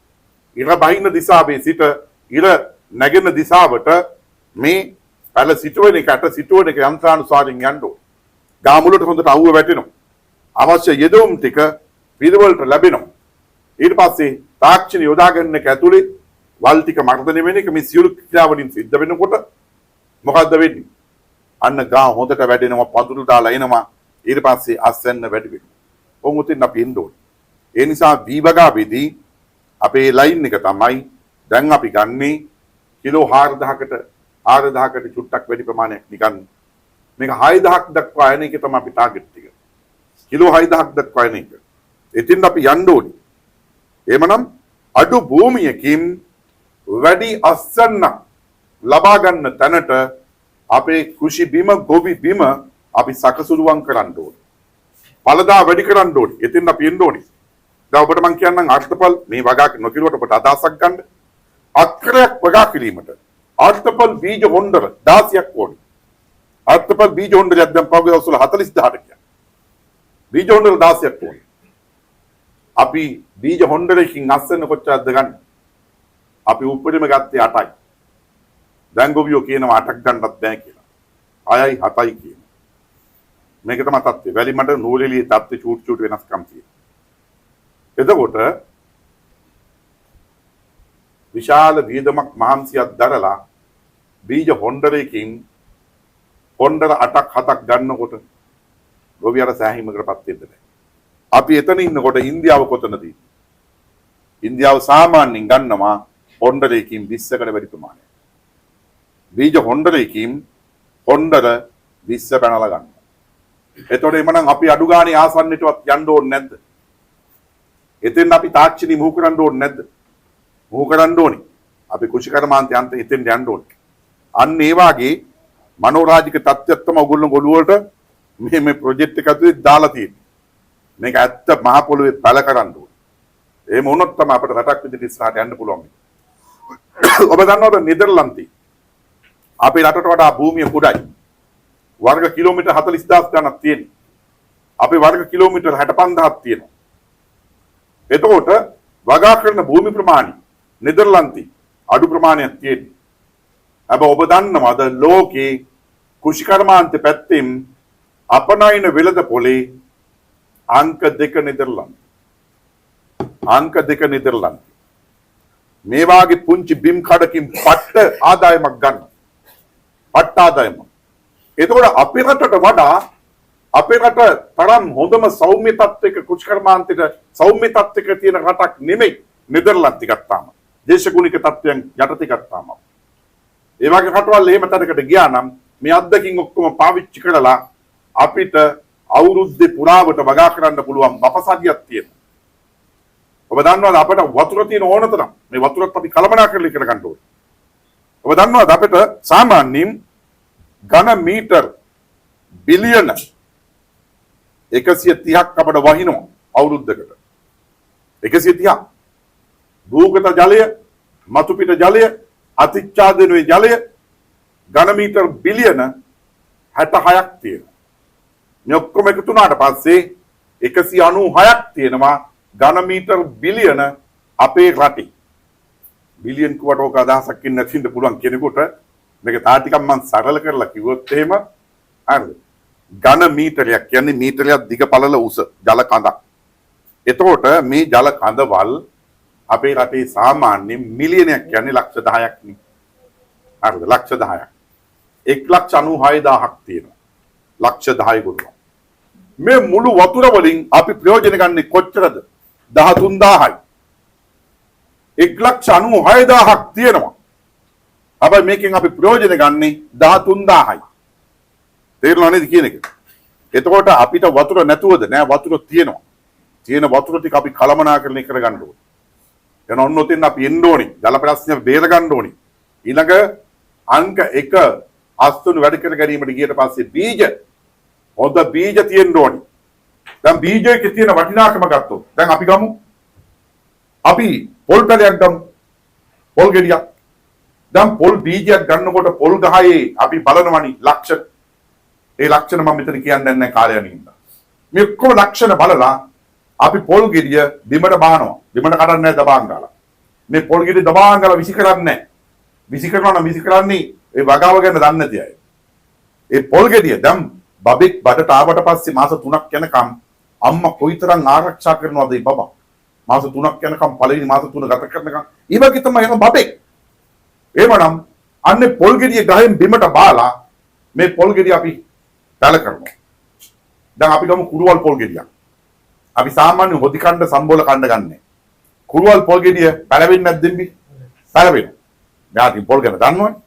හරිද? පැලවෙනවා. දැන් මේ කුරුවල් පොල් ගෙඩියත් අපි හොඳ පැකට් එකකට දානවා. පැලවිලා තියෙනවා. අර හොඳ පොල් ගෙඩිය ඒකත් පැකට් එකකට දානවා. දැන් බැලු බැලමට හොයන්න තමයි. දැන් මේ පොල් පැල දෙක අපි හිටවනවා. සාත්තු කරනවා. මොකද වෙන්නේ? හොඳ සාත්තුවක් ලැබුණොත් අවුරුදු 4 පයින්නකොට අන්න අර ඇත්ත පොල් පැලේ හොදිනවා. අර පොල් පැලේට මොකද වෙන්නේ? හොදින්නේ නැහැ. අවුරුදු 7-8 ගිල්ල වෙලා ඊට පස්සේ ගෙනවා පොඩි යට්ටියක් එනවා. හැබැයි පොල් ගස් දෙකක්. තේරුණා නේද? එතකොට බාණ්ඩ බීජේ තියෙන වටිනාකම. බීජේ වටිනාකම. එහෙමනම් මෙන්න මේකත් එක්ක අංක 1 බීජ. හොඳ බීජ ගොවි ජනතාවට දෙන්න ඕන. ඒ නිසා අලුත් බීජ ප්‍රභේද හඳුන්වා දීමේ වැඩසටහන් බීජ පරීක්ෂණාගාර සක්‍රිය කිරීමට අදාළ වැඩසටහන් ඒවට අදාළ විද්‍යාඥයෝ ඉගයි ඒ ඔක්කොම සම්පූර්ණ කරමින් ඊට අදාළ වැඩසටහන් මේනකොට අපි සැලසුම් කරලා තියෙනවා. බීජ වලින් ගත්තොත් එහෙම ඉදිරි පින්මක් පනින්න කුෂිකර්ම දෙපාර්තමේන්තුව මේ වෙනකොට සැලසුම් හදලා තියෙනවා. 2026 වෙනකොට අපි යන ඉලක්කේ 2027 වෙනකොට යන ඉලක්කේ ඉලක්ක හදලා දැන් සැලසුම් සාගත යනවා. එවනම් මෙන්න මේකත් එක්ක මේ වගේ ප්‍රතිඵල ඉස්සරහට එනවා. අද පොල් පැලයක් හිටෙව්වොත් හොඳට සාක්ෂි කරොත් මේකේ ප්‍රතිඵල ගන්න අවුරුදු 5ක්වත් යනවනේ. අවුරුදු 5ක්වත් යනවා. එවනම් මේ ආණ්ඩුව පටන් ගත්ත විතරනේ අවුරුදු මාස 4නේ. පටන් ගත්ත විතරයි. ඒ නිසා මේ යන ක්‍රියාවලියේ ප්‍රතිඵල ඔබට දකින්න හැට පේන්න තවත් කාලයක් යනවා. අවුරුද්දක් කමාරක් යනකොට මෙන්න මේවා දැක ගන්න පුළුවන් වෙනවා. ඒ නිසා මේත් එක්ක තමුන්නාන්සලා බද්ධ වෙන්න කියලා පිල්ලමු. ඒ නිසා අද ආස්සතු මනම්මනගේ කතන්දර ගොඩාක් වැඩි කරලා තියෙනවා. සානාදාර වැඩි කරලා තියෙනවා. ඊට පස්සේ තව වැඩිහිටි ආධාර පෙන්ෂන් එක කනමන ඔක්කොම වැඩි කරලා තියෙනවා. එහෙම ගොඩාක් අයවැයෙන් ජනතාවට සහන ලබා දෙන වැඩසටහන් ගොඩක් දියත් කරලා තියෙනවා. මේ සියලු දේවල් කරන්න ගියපුවාම අපි අපිට කරගත්තු දේ මොකක්ද? මේක කිව්වට පස්සේ ඉවරයි. ඕනනම් අපි අපිට කරගත්තු දේ. දැන් වෙනදාට මොකද්ද වෙන්නේ? අයවැයක් කෙනකොට උඩ ඉන්න උන්ට බෙදා ගන්නවා. යට ඉන්න උන්ට කපනවා. උඩ උන්නම් බෙදා ගන්නවා. නැහැමින් බෙදා ගන්නවා. හැබැයි මෙදා අපි මොකද්ද කළේ? උඩ ඉන්න උන්ගේ වා කැපුවා. කපලා යට ඉන්න උන්ට බෙදුවා. ඒක තමයි දැන් කරලා තියෙන්නේ. දැන් උඩ ඉන්න උන්ගේ කපුවා මං කියන්නම් මොකක්ද එකක් මං කියන්නම්. දැන් ඔබ දන්නවද? දැන් අද මම මෙතෙන් ආවා. ඔබ හමු වෙන්න මම මෙතන ඉඳන් නම් කීයක් කතා කරාද කට්ටිය? නම් කියලා මම කතා කරන්නේ. ඒ නම් කියලා මම කතා කරන්නේ මගේ ගම නෙමෙයි නෙමෙයි. ඒ නම් කියලා කතා කරන්නේ ඇයි? ඒ තරම් ඔබත් එක්ක තමයි අපි හිටියේ ගොවියොත් එක්ක. හරි. ඒ අදහස අපිට තියෙනවා. එහෙමනම් මෙන්න මේකත් එක්ක ඔබ හමු වෙන්න අපි මීට කලින් ඇවිල්ලා තියෙනවා. ඒ ආපු විදිහටම නෙවෙයි දදත් ආවේ. IMB කලින් ආපු විදිහේ අද ආපු විදිහේ වෙනස මොකද්ද? වෙනසක් තියෙනවා. වෙනසක් නැත. හරි. එදා ආපු විදිහම තමයි. එදා නිකන් නාමල් කරුණාත්ම ගොවිජන සම්මේලනයේ ජාතික සම්විධානය. අද ඊට එහානේ අද මම ගත්තොත් සම්බන්ධීකරණ කමිටුවේ සභාපති, නියෝජ්‍ය ඇමති, DCK නායකයා. හරි. එතකොට ඒ කොමත් එක්ක එතකොට ඒගොල්ලෝ අපි විදිහට මම මෙතෙන් ආවනම් මෙතන වාහන 12ක් විතර ඉන්නවා. පිළිවලාගෙන ඉන්න ඕනේ. තේරුණානේ කියන්නේ. වෙනස් කරලා තියෙනවා. රත්ත පෙළපාලි නැත. තව වෙනස් කරලා තියෙනවා. කැපුවා. ඊළඟට ඔබ දන්නවද ඇමතිවරුන්ට බංගලා තියෙනවා. මේ බංගලා අපි කිසි කෙනෙක් ගත්තේ නැත ගන්නේද නැත. ඒ බංගලාවල ලයිට් බිල් තමුන්නාන්සගේ සල්ලි වලින්. වතුර බිල් තමුන්නාන්සගේ සල්ලි වලින්. අනිකුත් සියලුම බිල්, ටෙලිෆෝන් බිල් තමුන්නාන්සගේ සල්ලි වලින්. ඊට පස්සේ ඒ බංගලාව ආයත් භූමිය අලංකාර කිරීම ඇතුළු මේ සියලු දේවල් කරන්නේ තමුන්නාන්සගේ සල්ලි වලින්. ඒ බංගලාවේ සියලුම ගෘහ භාණ්ඩ තමුන්නාන්සගේ සල්ලි වලින්. කොටින්ම ගත්තොත් කලින් හිටපු ඇමතියා පස්ස තියපු කොමඩ් දෙකේ අලුත් ඇමතියා පස්ස තියන්නේ බා. අලුත් කොමඩ් එක හයි කරනවා. තමා ගොඩක් අය ටයිල් ගලවනවා. ටයිල් ගලවලා අලුතෙන් ටයිල් හයි කරනවා. බිත්ති ඔක්කොම කපනවා. අලුතෙන් ප්ලේන් කරනවා. තේරුණා නේද? අලුත්ම තැනකට යන්නේ අලුත් තමයි. සියලු මුදල් තමුන්නාන්සගේ සල්ලි වලින්. ඔක්කොම නතර කෙරුවා. ඒ සියල්ල නතර කරලා තියෙනවා. ඒ විතරක් නෙමෙයි. ජනාධිපති මන්දිර කොළඹ එක තියෙනවා. නුවර ජනාධිපති මන්දිරය තියෙනවා. ඒක පෙරහැරත් එක්ක සම්බන්ධ එකක්. දළදා මාලිගාවටත් සම්බන්ධයක් තියෙනවා. ඒක තියෙනවා. අනිත් සියලුම ජනාධිපති මාලිගා. අනිත් සියල්ල රටේ උන්නතිය සඳහා නිදහස් කරලා තියෙනවා. ඒ වගේ කර. හරි ඊළඟට. ඔබ දන්නවද ජනාධිපතිට පඩියක් හම්බ වෙනව වෙනම. ජනාධිපති වෙනම മന്ത്രി පෙන්ෂන් එකක් හම්බ වෙනවා. අන්න දැන් අපේ ජනාධිපති ලියුමක් දෙනවා മന്ത്രി පෙන්ෂන් එක එපා. ඔබ දන්නවද රජයේ සේවකයෙකුට වැටුප් දෙකක් ගන්න බෑ. ගන්න බෑනේ. වැටුප් දෙකක් ගන්න බෑ. ගත්තොත් මොකද වෙන්නේ? කේස්. වැටුප් දෙකක් ගන්න බෑ. දේශපාලඥයින් දෙව අදාළ නැත. කොහොමද නීති හදාන්න තියෙන හැටිනේ? නීතින් අපි කතිරේනේ. අපි දන්නේ වුණා. හරි. එතකොට දේශපාලඥයින්ට වදාළ නැත. ඔබ දන්නවද ඔබ මෙතෙක් පත් කරපු ඇමතිවරු වැටුප් දෙකක් ගත්තා. മന്ത്രി වැටුප වෙනම ගත්තා, ඇමති වැටුප වෙනම ගත්තා. අන්න අපි තීන්දුවක් ගත්තා අපි ඇමති වැටුප ගන්නේ නැත. අපි ලියුමක් දුන්නා මමත් දීලා තියෙන්නේ ඇමති වැටුප එපා. ඊළඟට ඔබ දන්නවද මෙතෙක් අපි පත් කරපු ඇමතිවරු മന്ത്രിවරු විදියට වෙනම ඉන්ධන දීමනාවක් හම්බ වෙනවා, ඇමති විදියට වෙනම හම්බ වෙනවා. මේ දෙකම ගත්තා. අන්න ඒකෙන් අපි එකක් කැපුවා. ආන්දන් උඩ ඉන්න කට්ටියගේ කපන්න යන්නේ. පඩි 1යි පඩි 2ක් නැත. ඉන්ධන දීමනා 1යි 2ක් නැත. හරි. ඊළඟට සියලුම മന്ത്രിවරු ලක්ෂ 10කට ඉන්ෂුරන්ස් කරලා තියෙනවා. ඉන්ෂුරන්ස් කරලා තියෙනවා. ඒ ඔබේ සල්ලි වලින්. ආන් ඒක කැපුවා ලක්ෂ 10 ලක්ෂ 7 ලක්ෂ 7මාරක් කැපුවා. ලක්ෂ 2මාරට බැස්සුවා. දැන් මේ අගෝස්තු වෙනකන් ඒක යනවා. මොකද ඇග්‍රීමන්ට් ගිවිසුම් ගහලා තියෙන අගෝස්තු වලින් අවසන් වෙනවා. ඊට පස්සේ മന്ത്രിලගේ ලක්ෂ 10 ලක්ෂ 2මාර දක්වා කපලා අලියෙක් ගහලා මිනිහෙක් මරුණොත් එම එයාට වන්දි හම්බුනේ ලක්ෂ 2මාරයි. ආන් ඒක ලක්ෂ 10 කිව්වා. තේරුණාද? දැන් කවුරු හරි අලියෙක්ගෙන් බැට කාලා මරුණොත් එම කලින් වන්දි හම්බුනේ ලක්ෂ 2මාරයි. දැන් ලක්ෂ 10ක් හම්බෙනවා. ඒ වෙනුවට മന്ത്രിලට මොකක්ද උනේ? ඌට ඉන්ෂුරන්ස් එක හම්බුණා ලක්ෂ 10ක්. ඒක ලක්ෂ 2මාරට බැස්සුවා. අලියෙක් ගහලා මරුණ කෙනෙකුට කිව්වේ 2මාරයි. ඒ 2මාරට දැම්මා ඇමතියා മന്ത്രിයා. ඌ හිටියේ ලක්ෂ 10යිනේ. ඒ ලක්ෂ 10ට දැම්මාට ගොවියා. අලිත් එක්ක බැට කන කෙනා.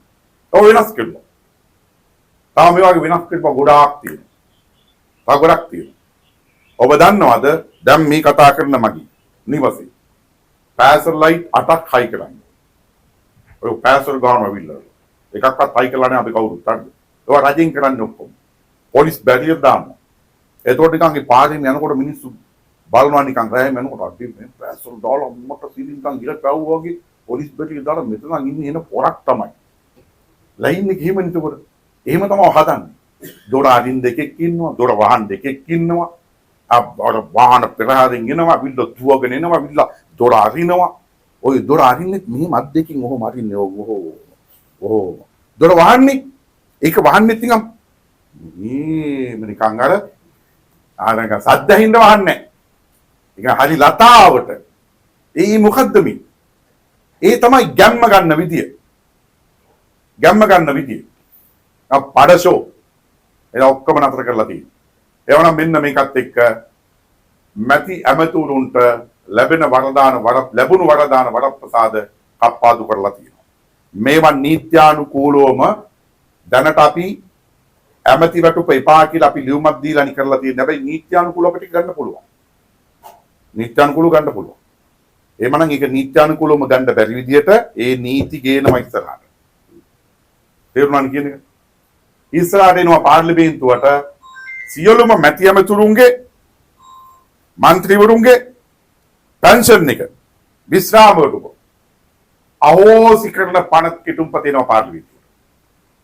සියලුම හිටපු ජනාධිපතිවරුන්ගේ ඉන්න ජනාධිපතිගේ අසීමිත වරප්‍රසාද භුක්ති විඳින අහෝසි කරන පනත් කිටුම්පත පාර්ලිමේන්තුවට එනවා. නීත්‍යානුකූලව ඒ වරප්‍රසාද සියල්ල තිබුණත් අපේ ජනාධිපතිවරයා ඒවා ඒ විදිහට භුක්ති විඳින්නේ නැත. නීතියෙන්ව භුක්ති විඳීමේ අයිතිය ඇත. ඒත් ඒවා අත්තර ඇත. දැන් මේ කතා කරන මටත් නීතියෙන් භුක්ති විඳිය හැකි දේවල් ගොඩක් ඇත. ඒත් අපි ඒවා කණ්ඩායමක් විදිහට සාමූහිකව අත්තර ඇත. හැබැයි ඒ අත්හැරීම විතරක් හරියන්නේ නැහැ. ඒක නීත්‍යානුකූලවම අත්හරින්න ඕනේ. තවත් මොකෙක් හරි එකක් ආවොත් එimhe ඌටත් ඒව කරන්න බැරි වෙන විදිහට නීත්‍යානුකූලව කරන්න ඕනේ අපි කරමු. එහෙමනම් ඔන්නෝකත් එක්ක මම අවසන් තැනට එන්නම්. එහෙමනම් මෙන්න මේ විදිහට මැති ඇමතුරුන්ගේ කපලා තමයි ජනතාවට සහන බෙදන්නේ. ඔබ දන්නවද රජයේ සේවකයාට මොකද්ද කළේ කියලා? රජයේ සේවකයාගේ අද මූලික අන්තිම රජයේ සේවකයාගේ මූලික වැටුප තිබුණේ රුපියල් 24000යි. දැන් මේ වැටුප් වැඩි කිරීමත් එක්ක ගත්තොත් එහෙම හෙට දවසේ රජයේ සේවයට බැඳෙන කෙනෙක්ගේ මූලික වැටුප පටන් ගන්නේ කීයද? 40000 කීයද? ඈ අලුත් ගියාරද? ඈ ඔව් එතකොට 40000කට කිට්ටු වෙනවා මූලික වැටුප. මූලික වැටුප වැඩි කරලා තියෙනවා. ඒ මූලික වැටුප ලබන මාසේ පළවෙනි අදියරට වැඩි වෙලා හම්බෙන්නේ. ඊළඟට තවත් මාස 8ක් ගියාට පස්සේ ජනවාරි 1 වෙනිදා ඉඳන් ඊළඟ එක හම්බෙනවා. ඊට පස්සේ ඊළඟ ජනවාරි 1 වෙනිදා වෙනකොට අනිත් එක හම්බ වෙනවා. තව අවුරුද්දයි මාස 8යි. අවුරුද්දයි මාස 8 ඇතුළත මේ අධීර තුන අවසන් වෙනවා. ආන්ගේ අවසන් වෙනකොට විශාල වැටුප් වර්ධන වැඩිවීමක් මේක ඇතුලේ සිද්ධ වෙනවා. හරිද? එතකොට ඔන්න ඕකත් එක්ක අපි කියන්නේ එමනම් තමුන්නාන්සලට අපි කියන්නේ විශේෂයෙන්ම ඇත්තටම වැටුප් වැඩි කිරීමටත් එහා ගිහිල්ලා බඩු මිල අඩු වෙන එක තමයි වෙන්න ඕනකම තියෙන්නේ. ඔන්න ඔතෙන්ද මේ ගේන්න ඕනේ. ඒකට තමයි පොදුවේ රටේ ජනතාවටම ඒකේ වාසිය සහනෙ ඉන්නේ. එතෙන්ද මේ ගේන්න ඕනේ. ඒ නිසා මෙන්න මේ தත්ත්වෙ එක්ක අපිට ලොකු අභියෝගයක් තියෙනවා. ඒ අභියෝගය තමයි මාස 8ක් වාගේ කෙටි කාලයක් තුළ මේ අයවැයෙන් වෙන් කරපු විශාල මුදල් ප්‍රමාණයක් තියෙනවා. මේ මුදල් අපි අර්ථාන්විතව වියදම් කරලා අවසන් කරන්න ඕනේ. ඒ සඳහා ඔබේ හැම කෙනාගේම සහයෝගය ලැබෙන්න ඕනේ. ඉස්සරහට ව්‍යාපෘති ගොඩාක් එනවා. ව්‍යාපෘති ගොඩක් එනවා. ඒ ව්‍යාපෘති දැන් මේ කතා කරපු එකත් එක්කම තියෙන අත්දැකීම සමහර ව්‍යාපෘති අවිල්ල තියෙනවා හේමම ගල් වෙන්නරලා තියෙනවා. ගල් වෙන්නරලා තියෙනවා. මේ සමහරව ආපහු ගියා. ජපන් ව්‍යාපෘති 11ක් අලුතෙන් පටන් ගත්තා. අලුතෙන් පටන් ගන්න කලින් මොකක්ද වෙලා තිබුණා නතර කරා. ඇයි නතර කරේ? කොමිස්. දැන් මම ඊයේ පෙරේද මම ලැබු අත්දැකීමක් කියනයි කියලා මම නතර කරනවා. ඊයේ නෙමෙයි පෙරේදා. පොදු රාජ්‍ය මණ්ඩලයේ දූත කණ්ඩායමක් එක්ක සාකච්ඡාවක් තිබුණා. හබරන තිබුණේ. හබරන හොටල් එකේ තමයි තිබුණේ. සාකච්ඡාවට මම සම්බන්ධ වුණා. එතකොට ડોક્ટર අම්රි ඊට පස්සේ තව කණ්ඩායමක් හිටියා. ඒගොල්ලෝ මේ වෙනකම් පොදු රාජ්‍ය මණ්ඩලයේ කිව්වම රටවල් 56ක එකතු වුණා. එතකොට ඒගොල්ලෝ ලංකාවේ යම් වැඩ කරලා තියෙනවා, සුබ සාධන වැඩ කරලා තියෙනවා. ඒ වැඩ කරලා තියෙන්නේ රජයේ සම්බන්ධයක් නැතුව. රජයේ සම්බන්ධීකරණයක් නැතුව වැඩ කරන්න ගිහුවාම ඒවා ඇතුලේ ඒ වැඩ හරියට කරන්න බෑ. එතකොට පවතින රජය ඒගොල්ලොන්ගේ කකුලෙන් අදිනවා. බාල්දි පෙරලනවා. සහ අරව ඇතුළේ එක එක අක්‍රමිකතාවයන් වෙනවා. වැඩේ පිරිසුදු කලාගෙන යන්න බෑ. හැබැයි ඒ රජය අතහැරලා මේගොල්ලෝ වැඩ කරා. හැබැයි රජය අතහැරලා වැඩ කරන්න ගියපම් බාධා ගොඩක් එනවා. වැඩේ හරියට යන්නේ. ඒත් ඇයි රජය අතහැරලා වැඩ කරේ? කොමිස්. ડોક્ટર අම්රි කියනවා 2020 මම මේක උදාහරණයක් කියන්න හැම ගොඩක් කිව්වා. ඒගොල්ලෝ විරුද්ධව කියනවා. බය නැතුව කියනවා. 2020 අපේ ලංකාවට එනවා ඩොනේෂන් එකක්. ඒ කියන්නේ ආධාරයක්. ඒ ආධාරය ඉන්නේ පොදු රාජ්‍ය මණ්ඩලේ හරහා. ඒ ආධාරය ඉන්නේ ගෙවල් හදාගන්න බැරි කට්ටියට ගෙවල් හදලා දෙන්න. ඩොලර් මිලියන 20ක්. ඩොලර් මිලියන 20ක්. මිලියනයක් කියන්නේ ලක්ෂ 10ක්. ඩොලර් ලක්ෂ 10 ගොඩවල් 20ක්. එතකොට මේක රුපියල් වලට පෙරලන්න 300ෙන් වැඩි කරන්න. එතකොට එනවා රුපියල් ගාන. සාමාන්‍යයෙන් රුපියල් මිලියන 6000ක විතර ප්‍රමාණයක්. 6000. එතකොට මේ සල්ලි ඔක්කොම ලංකාවට එන්නේ 2020 නොමිලි. ආපහු ගෙවන්න නෙමෙයි. නොමිලේ තින්නේ.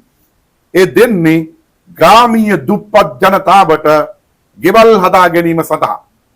සමහර කෙනෙකුට ගේ තියෙනවා වහලෙට සිවිලි නේ. ආන් සිවිලි ටික ගන්න. ගේ තියෙනවා ජනෙල් වලට ඉටිලි ගහලා තියෙන්නේ. ආන් එකට උදව්වක් දෙන්න. රට ගිහිල්ලා කීයක් වෙලි 52ක් හොයාගෙන බිල්ලා ගඩොල් බිත්ති කොට නැගුවා. ඊට පස්සේ දැන් පදිංචි උනා ඉටිලි ගහලා. කපඩාරු කරගන්න. ආන් එකට කීයක් ආදායයක් දෙන්න. ආන් එව්වට තමයි මේ සල්ලි. ඊට පස්සේ 125ක කොමිෂන් එකක් ඉල්ලනවා. මන්නේ මේ කියන්නේ ඒගොල්ලෝ කියන්නේ. 125ක කොමිෂන් එකක් ඉල්ලනවා. මම වයි 125 කොමිෂන් එක ඉල්ලුවේ කවුද කියලා. ඊට පස්සේ එතන හිටපු නියෝජිතයෙක් කිව්වා මෙහෙම. මම කව කපුටු කාක්ද කියලා. ඔව් කිව්වා.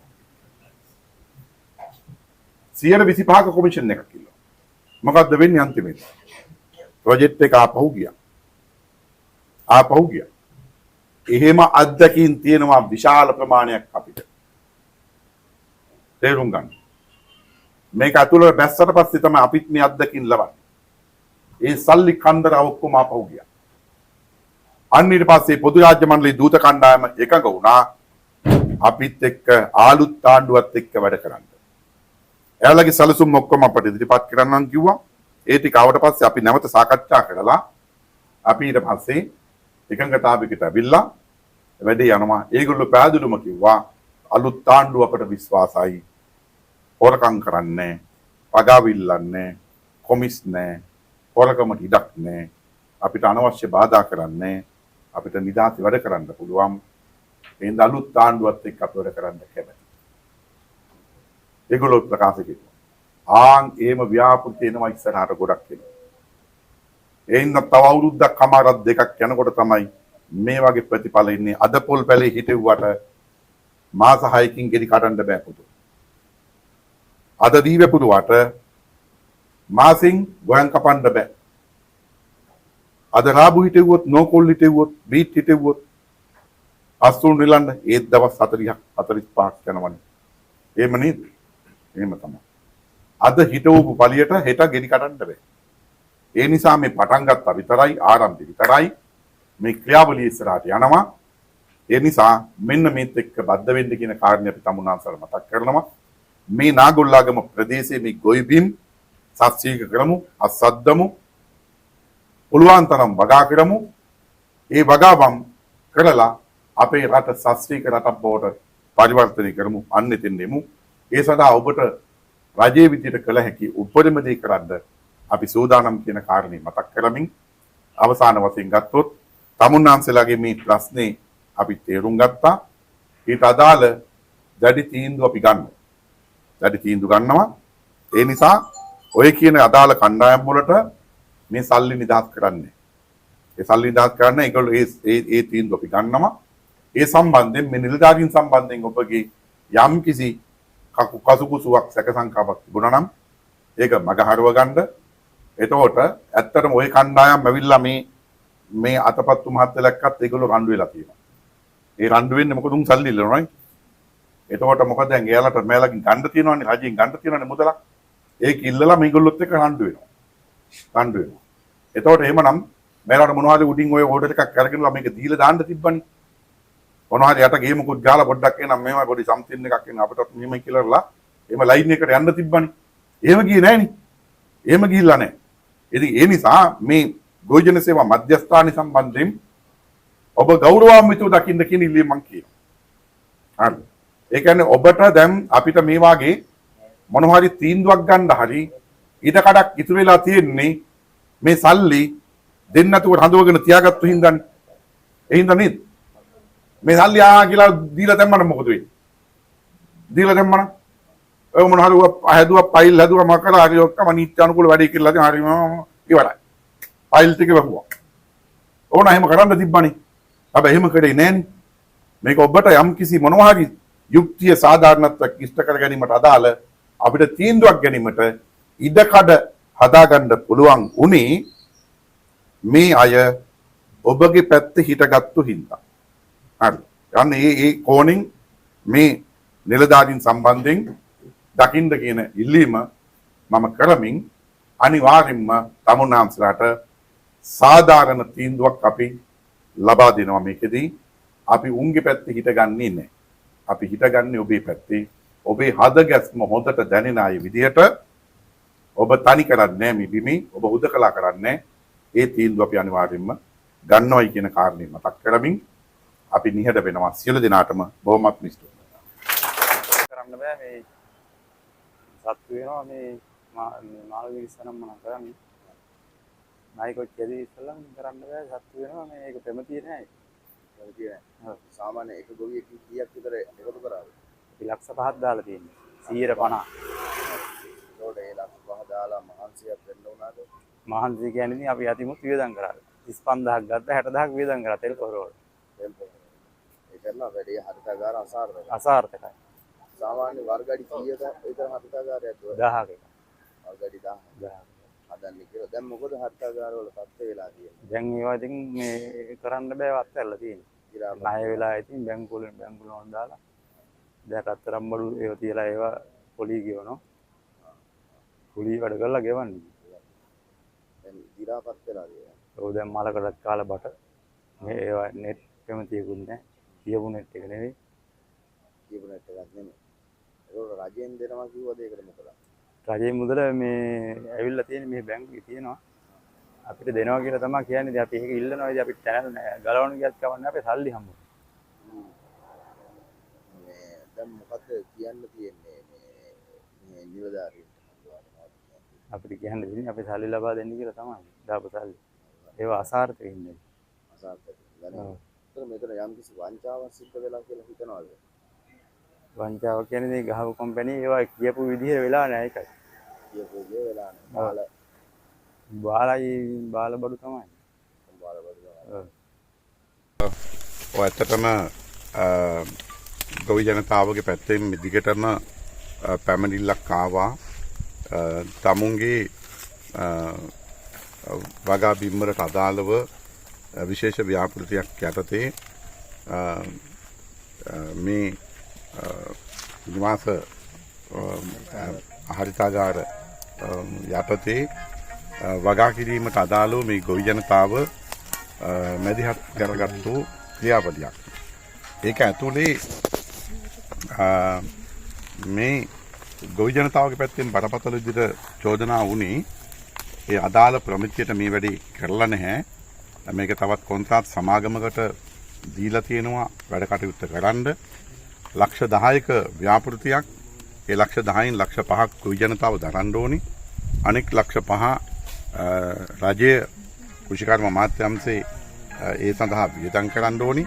මේක තමයි ආපු එකඟතාවය. ඒකට අනුව කෘෂිකර්ම අමාත්‍යාංශය මේක මේ ඉදිකිරීම් කටයුතු එක සමාගමකට ගිහිල්ලා දීලා තියෙනවා. හැබැයි ඒගොල්ලෝ මේ වැඩේ හරියට කරලා නැති බව තමයි පේන්න තියෙන්නේ. අකටයුතුකම් අක්‍රමිකතාවයන් විශාල ප්‍රමාණයක් සිද්ධ වෙලා තිබෙනවා. ගොවියොත් එක්ක ආපු ගිවිසුම් තියෙනවා, එකඟතාවයන් තියෙනවා, එකඟතාවයන් කඩලා තියෙනවා. දිගටම ගොවි ජනතාවගෙන් පැමිණිලි ආපු නිසා අද දවසේ අපි දාගත්තා මේ සඳහා අදාළ නිලධාරීන් ගොවිජන නියෝජ්‍ය කොමසාරිස්තුමා, සහකාර කොමසාරිස්තුමා, අපේ ගොවිජන සංවර්ධන නිලධාරීතුමා ඇතුළු අනෙකුත් නිලධාරීන් සියලු දෙනාම සම්බන්ධ කරගෙන ප්‍රදේශීය ගොවි නායකයෝ, ගොවි ජනතාව ඊට අදාළ සම්බන්ධ ගොවි නායක සංවිධාන ගොවි ජනතාව සම්බන්ධ කරගෙන සාකච්ඡාවක් තිබුණා. අපි බැලුවාවිල්ලා එතනදී ඒ අදාළ පාර්ශ්වනුත් අද මේකට සාකච්ඡාවට කැඳෙව්වා. හැබැයි ඒගොල්ලෝ ආවේ නැහැ.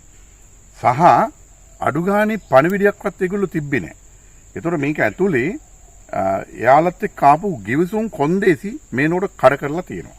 ඒ තත්ත්වය ඇතුලේ ඒ අයට දෙපාර්තමේන්තුව විදිහට ගෙවන්න තියෙන මුදල් තාම ගෙවලා නැහැ.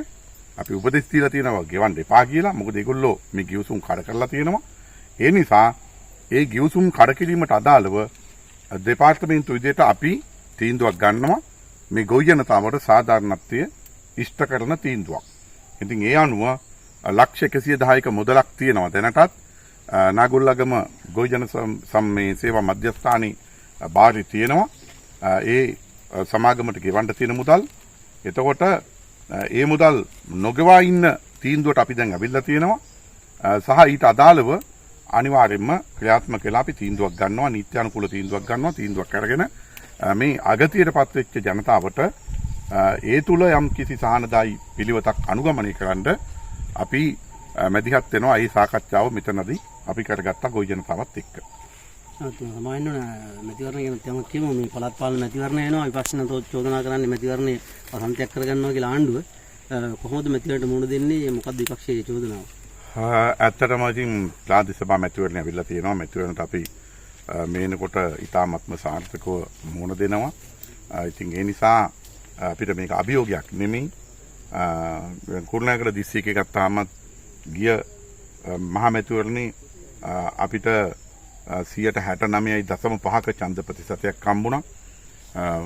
මන්ත්‍රීවරු 12ක් හම්බුණා. ඉතිහාසයේ පළවෙනි වතාවට අපේ ප්‍රධාන ප්‍රතිවාදියා සමගි ජන බලවේගයේ ඡන්ද ප්‍රතිශතය 120.2යි. ලොකු පරාසයක්. එතකොට මේ තත්ත්වයට එක්ක අද නාමෝජන ගොඩාක් අයගේ ප්‍රතික්ෂේප වෙලා තියෙනවා. ඒ තුල ඒගොල්ලොන්ගේ පාක්ෂිකයොත් මේනකොට කඩා වැටිලා තියෙනවා, මානසිකව වැටිලා තියෙනවා. මේ සියලු තත්ත්වයන් එක්ක අපි මේ වෙනකොට අලුත් ආදර්ශයන් පෙන්눔 කරමින් රටේ නව දේශපාලන සංස්කෘතියක් තහවුරු කරමින් මේ වෙනකොට ගම්මට්ටමින් ජනතාවත් එක්ක අයවැය හරහා විශාල මුදල් ප්‍රමාණයක් වෙන් කරලා වැඩකරන්න ආරම්භ කරලා තියෙනවා. ඒ තත්ත්වය ඇතුලේ ජනතාව දන්නවා දැන් මේ ආරම්භයේ පමණයි මේකේ ප්‍රතිඵල දකින්න තවත් යම් කාලයක් ගත වෙනවා. ඒ තත්ත්වය පිළිබඳව ඉවසීමෙන් ජනතාව තේරුම් අරගෙන ඉන්නවයි කියන කාරණේ අපි දකිනවා.